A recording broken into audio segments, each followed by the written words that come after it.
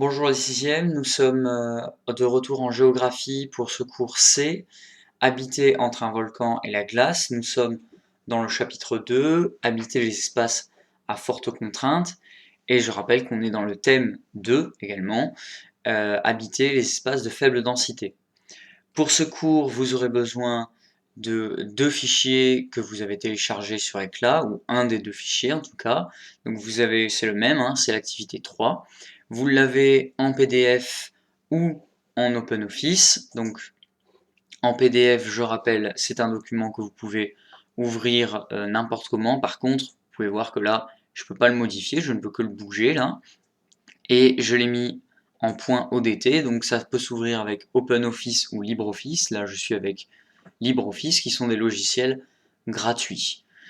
Donc voilà, ça c'est pour les activités. On commence ce cours avec une première diapositive. On va essayer de savoir où on se trouve. Je vous conseille, pour continuer à travailler cela, à chaque fois que je mets une nouvelle diapositive, un nouveau document, de faire le NADOS, c'est-à-dire nature, qu'est-ce que c'est, qu'est-ce qu'on a en face de nous, auteur, donc qui a fait ça, la date, donc à quelle date, hein, l'œuvre, si c'est un texte, de quelle œuvre plus grande il est extrait, et le sujet, de quoi ça parle. Donc on commence. Donc la nature de ce document ici, c'est une carte en globe. En globe signifie que j'ai mis la vision de Google Maps, donc qui est l'auteur de cette carte, la vision en globe. Donc on voit un petit peu que c'est arrondi, on n'est pas sur une carte plate. L'année, c'est 2020, et le sujet, c'est l'Islande, puisque là, on essaye de positionner l'Islande à travers le monde. Donc c'est le pays qui va nous intéresser aujourd'hui. Donc d'abord, on va chercher à positionner l'Islande par rapport à la France.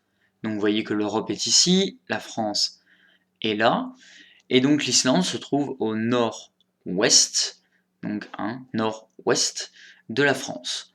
On se trouve un petit peu au sud du Groenland, mais on voit qu'on est bien au nord, là, on n'est pas si loin que ça finalement du pôle Nord, ce qui montre que nous allons être dans un endroit froid, ça va être très froid, c'est une des contraintes de l'Islande, on a un environnement qui est froid. Je rappelle que les espaces en blanc sur Google Maps sont pas en blanc parce qu'on ne sait pas ce qu'il y a, mais ils sont en blanc parce qu'ils sont véritablement congelés, gelés. Donc là, au Groenland, on se rappelle, c'était quasiment entièrement gelé. Et en ce qui concerne l'Islande, on voit qu'on a des touches blanchâtres, donc on va être de nouveau dans un environnement froid, très froid. Donc ici, nous avons un nouveau document, donc mettez sur pause pour faire le NADOS. La nature de ce document, donc c'est une photographie, c'est la photographie d'un volcan en éruption. Ce volcan, c'est l'Eyjafell, j'espère que je le prononce bien. La date, on est le 17 avril 2010, et c'est une photographie de Arni Fredriksson, donc en français, le fils de Frédéric, donc Frédéric, hein. Et sur cette photographie, on voit l'une des autres contraintes de l'Islande, c'est-à-dire les volcans. Il y a plusieurs volcans en Islande, ça l'est un d'entre eux, et il est rentré en éruption en 2010, donc le 17 avril 2010. C'est un volcan un peu particulier, il ne crache pas de la lave ou du magma, il crache ceci, ce que vous pouvez voir là, cette énorme fumée, ça s'appelle une nuée ardente. Nuée, donc c'est pour la fumée, et ardente parce que c'est une fumée brûlante, c'est-à-dire que là, si vous rentrez dans ce nuage, hein, c'est brûlant, vous pouvez potentiellement en mourir hein, à cause de la chaleur de cette fumée. Donc ça veut dire qu'on a une nouvelle contrainte, on a un grand froid et en plus des volcans, et vous pouvez voir que le terrain là est accidenté, escarpé, ça veut dire qu'on va avoir également des montagnes, froid, volcan, voilà un espace avec d'énormes contraintes. Donc ici, mettez sur pause une nouvelle fois pour faire le NADOS. Donc la nature de ce document, c'est une carte géologique. Géologique, ça veut dire qu'on regarde les roches, les rochers qu'il y a de l'Islande. L'auteur en est Antoine Berger. Nous sommes en 2004, donc a priori, depuis 2004, l'Islande n'a pas trop bougé. C'est une carte, c'est le sujet, c'est une carte des volcans et des glaciers d'Islande. Donc les glaciers ici, Vous pouvez voir qu'il y en a plusieurs. Le plus grand se trouve ici, donc c'est une énorme montagne de glace, une énorme montagne congelée. Donc c'est une grosse contrainte, puisque évidemment il est difficile de construire quelque chose sur un glacier. On voit qu'il y en a un énorme ici, mais on en a d'autres ici. Donc on va avoir plusieurs espaces de grandes contraintes. En plus de cela, les espaces en jaune et en gris sont difficilement habitables également, sont difficilement constructibles, puisque ce sont des roches volcaniques et des terrains très accidentés qui vont être difficilement constructibles. Les terrains les plus facilement constructibles finalement se trouvent le long des côtes, ce qui montre que on a un espace qui est difficilement habitable avec de fortes contraintes. Également, l'une des fortes contraintes, ce sont tous ces points rouges. Chacun des points rouges représente un volcan. On a donc un espace avec de très fortes contraintes puisqu'on a des volcans un peu partout. Le volcan que nous avons vu ici, donc le voici avec son nom complet, donc l'Eyjafell, il est ici et vous pouvez voir que tous ces noms là, ce sont des noms de volcans. Les Islandais ont donné des noms à tous les volcans qu'ils ont, ou en tout cas aux plus grands. Et enfin, en plus de ces volcans, de ces roches, de ces territoires accidentés, du froid, on a des fissures, puisque lorsque les volcans rentrent en éruption, ils créent des fissures, des énormes fissures qui sont évidemment non habitables. Donc on est véritablement sur un territoire avec de fortes contraintes, de très fortes contraintes. C'est à partir de cette carte qu'on va se poser cette question: habiter entre un volcan et la glace, donc c'est notre titre. Comment les Islandais transforment leurs contraintes en ressources? Comment est-ce que les Islandais font finalement pour vivre avec ce volcan et cette glace? Donc mettez sur pause pour pouvoir écrire le titre et on se retrouve après pour la suite du cours. Donc une fois que vous avez copié le titre, on va passer à l'activité 3. Donc il me semble que je vous l'ai déjà donné, donc vous pouvez coller l'activité si vous ne l'avez pas fait. Ne la pliez pas parce que ce sera vraiment pas pratique pour la remplir sinon, et vous allez remplir directement sur la fiche. Pour cette activité 3, nous allons regarder une vidéo et c'est cette vidéo qui va vous permettre de remplir l'activité. Donc l'activité, je vous rappelle, c'est celle-ci. Si vous avez une imprimante, si vous le voulez, vous pouvez remplir, si vous ne l'avez pas déjà chez vous, vous pouvez remplir directement sur l'ordinateur. Moi, c'est ce que je vais faire. Et ensuite, une fois qu'elle sera remplie, l'imprimer si vous pouvez. Et comme ça, vous l'aurez en version propre, version ordinateur. Donc pour cette activité, voilà comment ça va se passer. Donc vous avez une contrainte. Ce sont le geyser et le volcan. D'ailleurs, des geysers et des volcans, hein. On va en voir un en particulier dans la vidéo. C'est un reportage fait par des journalistes français. Et cette contrainte, eh bien, on a créé des aménagements, c'est-à-dire des constructions, des bâtiments, pour finalement réduire, supprimer la contrainte, voire même transformer cette contrainte en une ressource. Donc ici, les aménagements vont permettre de créer quelque chose, on va avoir une production finale. Vous pouvez voir que parmi les productions finales, on a le tourisme, donc ça va permettre du tourisme, un de ces aménagements va permettre du tourisme. On a 3 aménagements différents que vous verrez dans cette vidéo, 2 ici donc qui créent 2 productions différentes, et une ici, donc vous savez déjà la production finale. Ici, je vous demande plus de regarder que d'écouter, c'est surtout au début de la vidéo pour savoir qu'est-ce qui va permettre aux touristes de pouvoir de pratiquer leur activité en sécurité. Donc voilà, je vous donne un indice pour cette vidéo. Je vous passe la vidéo directement. N'hésitez pas à mettre sur pause et à remettre la vidéo, à la réécouter au moins 2 fois supplémentaires si vous n'avez pas réussi à compléter la carte mentale. Si vous l'avez écouté déjà 3 fois, ne le réécoutez pas une 4e fois, ça veut dire que vous n'arriverez pas à trouver plus. Dans ce cas, passez directement à la correction qui se trouvera à la suite du reportage vidéo que vous allez voir. Bienvenue en Islande, il est 18 h. Comme chaque jour, à la tombée de la nuit, l'éclairage public s'allume dans tout le pays. Une lumière à première vue banale, pourtant ici de l'éclairage au chauffage, l'énergie est l'une des moins chères du monde et l'une des plus propres. À l'origine de cette performance, il y a ça. Les geysers, ces gigantesques explosions d'eau chaude attirent chaque année 1 million de touristes, mais ils sont surtout la partie visible d'un trésor précieux. Pour comprendre ce type de spectacle, il faut regarder ce qui se passe sous la terre islandaise. On voit bien que l'île est littéralement assise sur de gigantesques poches d'eau bouillante chauffées par le magma des profondeurs. Et ça ne sert pas qu'à attirer les touristes, les Islandais puisent dans ces poches pour fabriquer de l'énergie renouvelable. Ici, la chaleur de la terre produit 90% du chauffage des maisons et 25% d'électricité. Car les Islandais ont appris à dompter cette chaleur. Un peu partout sur l'île, des centaines de puits aux allures de vaisseaux spatiaux vont puiser l'eau chaude souterraine pour l'acheminer ensuite jusqu'à ces centrales.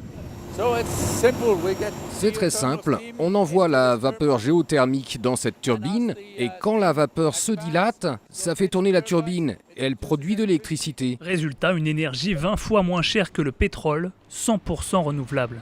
Mais surtout pour les Islandais, la preuve que des solutions existent face au réchauffement climatique. L'humanité a toujours réussi à faire face aux obstacles et aux défis. On trouvera toujours des solutions. En Islande, on a beaucoup de chance d'avoir cette abondance de ressources renouvelables, mais dans les autres pays, il y a d'autres solutions si on s'y intéresse. Il y a tellement en jeu, c'est notre futur et celui de nos enfants et de nos petits-enfants.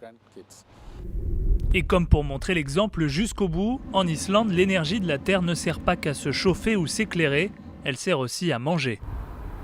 Température extérieure, 3 degrés, à l'intérieur de la serre il en fait 20 de plus, idéal pour cultiver toute une variété de fruits et de légumes qui ne pousseraient pas dehors.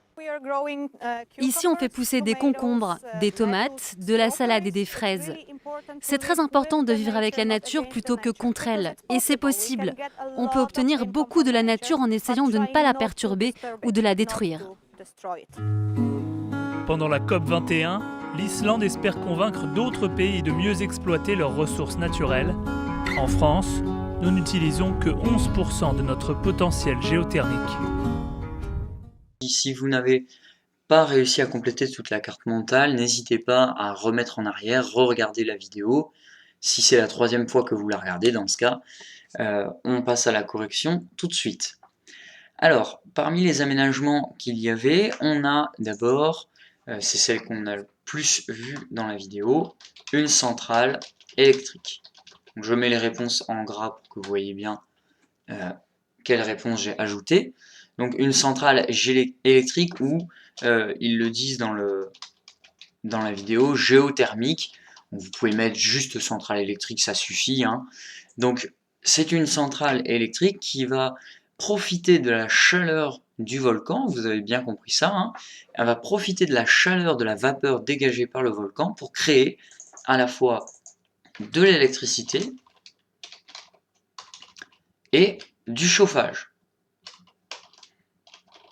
Donc c'est ce qu'on va marquer ici. Donc de l'électricité et du chauffage qui sont créés grâce à cette centrale électrique. Donc là, on a réussi à faire quelque chose d'assez fort puisqu'on a une contrainte qui est très forte, c'est le volcan actif, et on a réussi, avec un aménagement, avec une construction humaine, à tirer parti de ce volcan et à avoir une production, transformer cette contrainte en une ressource, quelque chose qu'on a mis en valeur, et on a réussi à avoir de l'électricité et du chauffage. Le deuxième aménagement qu'on voit dans la vidéo, ce sont des serres chauffées. Donc, des serres chauffées. Ces serres chauffées, pareil, même processus que pour la centrale électrique, on a quelque chose qui va récupérer la vapeur, la chaleur du volcan pour pouvoir chauffer les serres et produire quelque chose qu'il ne pourrait pas produire en Islande, parce que je vous rappelle que le climat est très froid, ce sont des fruits et des légumes, donc impossibilité normalement pour les Islandais de faire pousser des fruits et légumes, et bien grâce à ces serres chauffées, c'est surtout le fait qu'elles soient chauffées, hein, et bien on peut produire cette nourriture, c'est important pour les Islandais, puisque ça va permettre déjà de nourrir le peuple islandais, mais aussi d'être moins dépendant vis-à-vis de l'extérieur, puisque comme ils ne peuvent pas faire pousser de plantes, et bien là, ils vont pouvoir en faire pousser eux-mêmes, et donc être moins dépendants de l'achat avec d'autres pays extérieurs. Ça va leur coûter également moins cher, du coup, puisqu'ils auront des productions locales.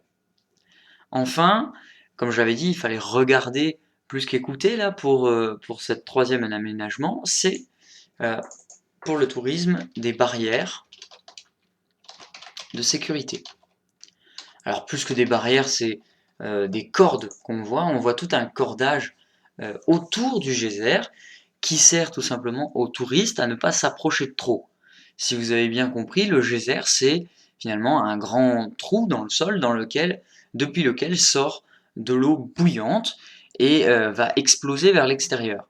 Donc il faut des barrières de sécurité autour de ce geyser pour tout simplement que les touristes ne s'approchent pas de trop, soient à bonne distance et ne soient pas ébouillantés, puisque l'eau sort, elle est bouillante, c'est comme si vous sortiez une espèce de casserole d'eau chaude, bouillante, que vous avez fait bouillir et que vous la mettez sur la tête, si vous la recevez directement.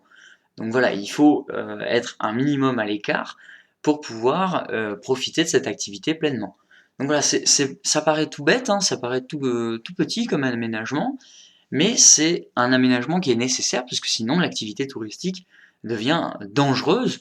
Donc là, juste le fait de mettre une simple barrière, ça permet aux touristes de venir et profiter de cette activité sans aucun danger. Donc vous avez rempli cette activité, cette carte mentale, vous savez ce qui se passe d'habitude après une activité, on va copier la trace écrite.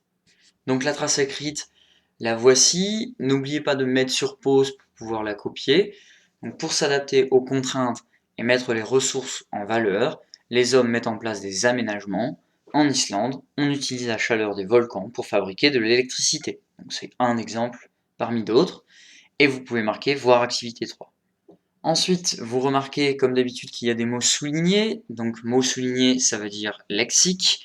On en a deux qu'on a déjà copiés partie lexique dans le cahier, donc contraintes et ressources. Par contre, aménagement, nous ne l'avons pas, donc ça veut dire que vous allez partie lexique, et voici le mot lexique, donc un aménagement, tout ce qui est mis en place pour mettre en valeur une ressource et ou s'adapter à une contrainte. Donc soit on met en valeur une ressource, donc là je vous ai donné des exemples, une mine au Groenland, ça met en valeur une ressource. Par exemple, vous aviez du fer, de l'uranium, des terres rares, tout ceci ce sont des ressources, et l'aménagement, bien c'est une mine pour pouvoir profiter de cette ressource. Là, on a des contraintes, on a une contrainte à baisse par exemple, donc une montagne, et on va avoir comme un aménagement une station de ski, et donc on va réussir à s'adapter à cette contrainte, on va carrément supprimer la contrainte pour en faire quelque chose de positif, donc un domaine skiable utilisable pour les touristes. Enfin, j'ai mis une centrale géothermique en Islande, ou une centrale électrique si vous préférez mettre électrique plutôt que géothermique. Donc là, c'est celle qu'on avait vue hein, avec l'activité 3. Mettez sur pause cette vidéo pour pouvoir copier le lexique. Une fois que vous avez copié ce mot de lexique, eh bien nous arrivons à la fin de ce cours. Donc vous pourrez faire autre chose, soit passer à un autre cours, soit éventuellement aller vous promener. Et là, dans ce petit temps de confinement, ça fera pas trop de mal, mais en respectant évidemment les 10 km.